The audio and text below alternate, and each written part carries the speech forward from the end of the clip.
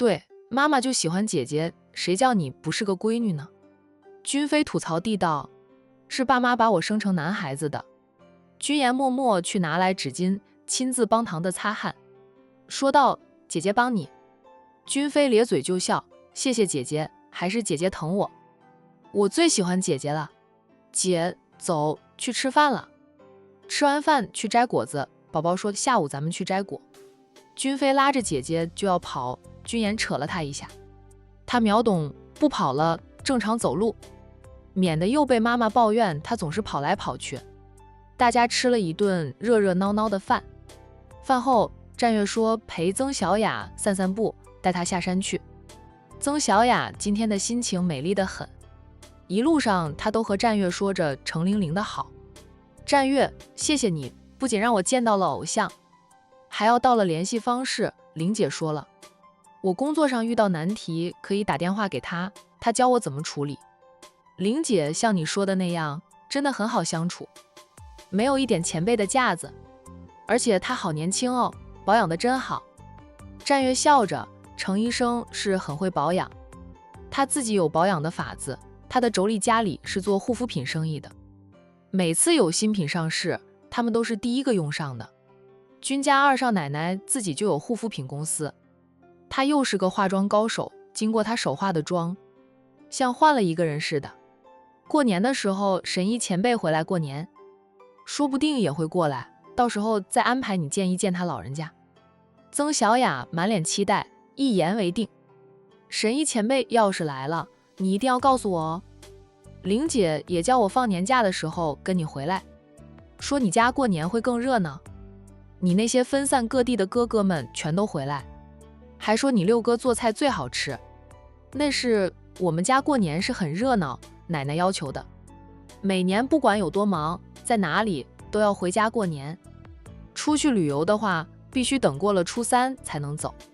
曾小雅羡慕地道，真的很羡慕你们家热热闹闹的，又和睦。我家虽然也和睦，但我们家很少能全都回来。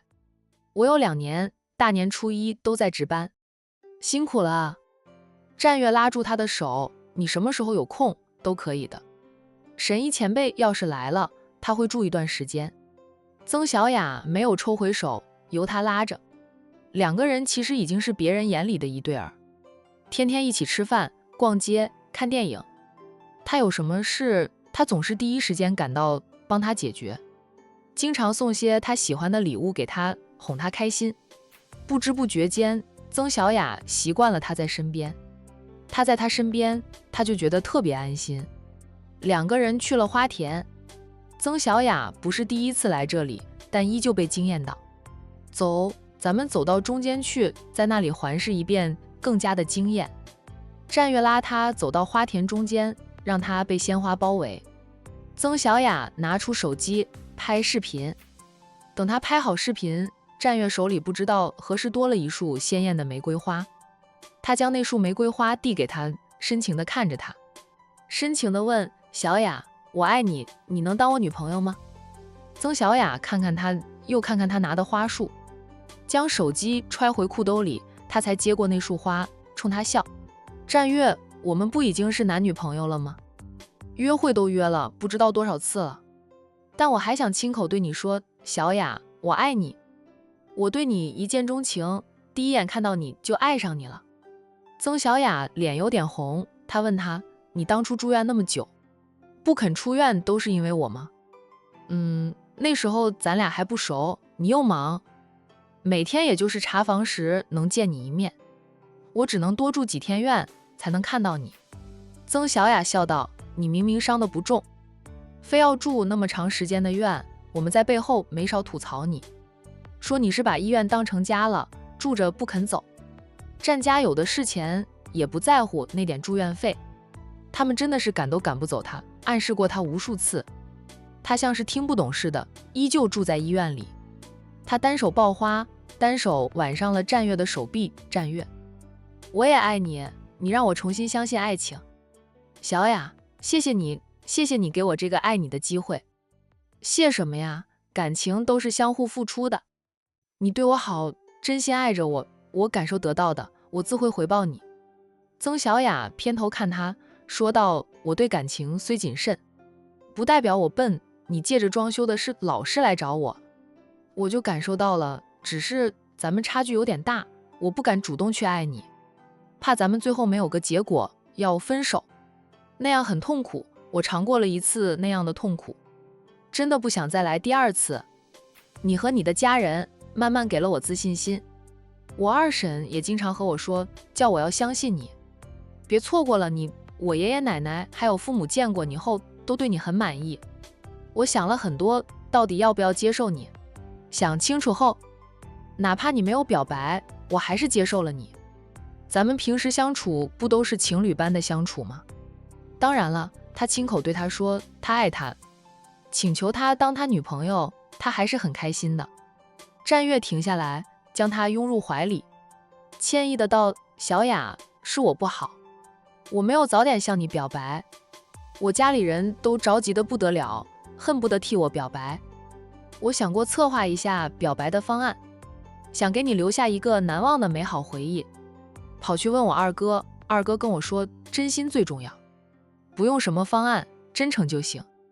大嫂也说了我无数次，我今天才跟你表白，都是我不好，让你纠结了那么久。”战月说道：“我是第一次爱人，没有经验，余生你多多指教。”曾小雅离开他的怀抱，他要一只手举起花束，免得挤压了花束，有点累。好，余生咱们相互指教。我是恋爱过一次，比你多一点经验，不过我和前男友的感情没有走到最后，咱们的感情若是能走进婚姻的礼堂，我也是第一次嫁人，也没有为人妻的经验，所以咱们要相互指教。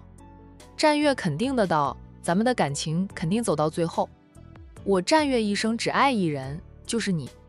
小雅，我爱你一生一世。”曾小雅笑：“一生那么长，让我用一生来证明我对你的感情。”曾小雅笑着，单手勾搂住他的脖子，主动亲上他温热的唇瓣。战月先是愣了一下，随即欣喜若狂，赶紧搂住他的腰肢，加深了这个吻。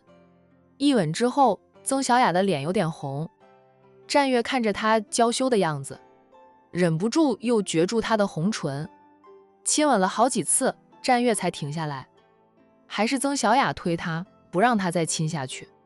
他娇嗔着他说道：“你再亲下去，我的嘴唇都肿胀了，我还怎么见人？”战月憨憨的笑，不再亲他，但他还想揽住他。他说道：“小雅，咱们还没有合照过，现在咱们来个自拍可以吗？”好，两个人相拥着拍了个合影照，两个人脸上都有着幸福的笑容。表白成功，又有了实质性的进展。一下午战月的笑容就没有连起来过，看他的表现就知道他表白成功。两个人平时相处本就像情侣那般。曾小雅明天还要上班，她没有在悠悠山庄留宿。傍晚用过晚饭，带着战家送的新鲜水果以及一些营养品回家。每次来你家里，你们都送我那么多东西，我多不好意思呀。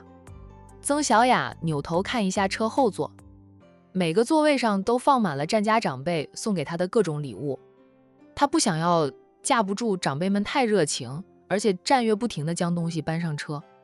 战月笑道：“都是大家的一点小心意，你尽管收下，就是不用给自己太大的压力。你不收，我家里人还担心你嫌弃我，不喜欢我呢。”曾小雅失笑：“我怎么可能嫌弃你？就算我没有爱上你，也不会嫌弃你的。小雅，谢谢你爱我，应该说是我谢谢你，让我重新相信了爱情。”战月笑：“咱们别谢来谢去了，不用那么客气的。”好，小雅，你困吗？睡会儿吧，今天你都没有午休。还真有点困呢，那我睡会儿，到家了你叫醒我。好，你睡吧。曾小雅靠着车椅背闭着养神，她想着就养养神的，没想到很快就进入了梦乡。可能是没有午休的缘故吧。等曾小雅醒来的时候，她看到外面的天色是亮的，而且她是躺在床上。她不是在车上吗？战月送她回家的呀，她在路上休息一下。什么时候到家的？他都不知道。战月没有叫醒他呢。熟悉的环境告诉他，他现在是在他的房里。曾小雅不急着起来，先去摸自己的手机，没有摸到，一偏头看到手机放在床头柜台上。他伸手拿过了手机，看了一下时间，清早6点半，还早。天气有点冷，被窝又暖，他还真不想这么早起来。不过曾小雅也就躺了一下就起来了，她习惯了晨跑，换上了运动服，曾小雅下楼去。保姆阿姨正在准备早餐，看到她下来，保姆阿姨笑着：“小雅，早上好。”阿姨，早上好。我二叔二婶起来了吧？这个点二叔二婶应该起来的了。梁老每天都很早起，有时候病人6点多就来排着队等看病。曾医生他们已经起来了，应该是出去散步，很快就回来。曾小雅点点头，说道：“我也出去跑20分钟，再回来洗个澡。我昨晚都没有洗澡。”保姆阿姨笑着：“那你快去吧。”曾小雅嗯了一声，下楼去。刚打开门，就看到了散步回来的二叔二婶。二叔、二婶，你们这么快就散步回来了？曾小雅停下来：“我们天刚亮就出去了，怕有病人过来，不好让人家久等。”二婶笑眯眯地问：“睡得好吗？”“睡得好，到家了我都不知道。”二婶笑得更欢：“你睡得沉，到家后，我想叫醒你的，战月不让。他说你中午没有休息，太累了，让你好好睡。他把你抱下车，又抱你上楼，那动作可轻柔了，生怕弄醒你。他呀，真的是满心满眼都是你。小雅，昨天战月是不是向你表白了？我看到你睡着了，都还抱着那束花。”曾小雅老实承认：“战月向我表白了，我答应做他的女朋友。本来我们现在相处就像情侣一样，那我们就放心了。虽说你们俩相处的像情侣一样，他亲口说出来是不一样的。你要出去跑步是吧？你去吧。昨晚没洗澡，跑步回来休息一下再洗个澡。”曾小雅嗯了一声，在二叔二婶的目送下沿着街边慢跑。二婶望着侄女远去的背影，对丈夫说道：“这下子我们完全可以放下心了，不用再担心。我从来就没有担心过。”二叔边进诊所边说道：“咱们家小雅那么好，战家的家风一好，战家男人都专情，只要战越是真心的，我完全不担心他不爱小雅了。你也说的，去了战家，战家的长辈都和你说着结婚的事了。战家比我们家还心急呢，战月比咱们家小雅大呢。”二婶笑着：“也是，我觉得战家人很着急，战月反而不着急，他更享受和小雅恋爱的过程。那是小雅还没有爱上他，他才不着急。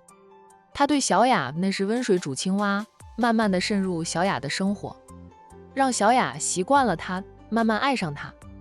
这小子的确不错，他让小雅重新相信爱情。”二叔现在也是越来越欣赏战月，那是战月是比林医生好太多。听说林医生和他诊所里的一名护士准备结婚了，还给小雅送来了请帖呢。有些事曾小雅不会和二叔说，但他会和二婶说。二叔哦了一声，小雅这里他是没有希望的了，他年纪也不小了，家里也催得急，他不可能再担下去。他诊所里那名姓何的护士对他是真心的，他们俩也般配，职业上搭配的也很好。他要结婚了也好，最怕他放不下，一直纠缠着小雅，那才麻烦呢。二婶冷哼地道：“他妈那样做，小雅怎么可能还会接受他？就算没有他妈找事，小雅也不接受他。小雅看人的眼光比咱们都要好。”小雅后来才告诉二婶，林木以前对他的态度如何，所以曾小雅从头到尾都没有考虑过林学长。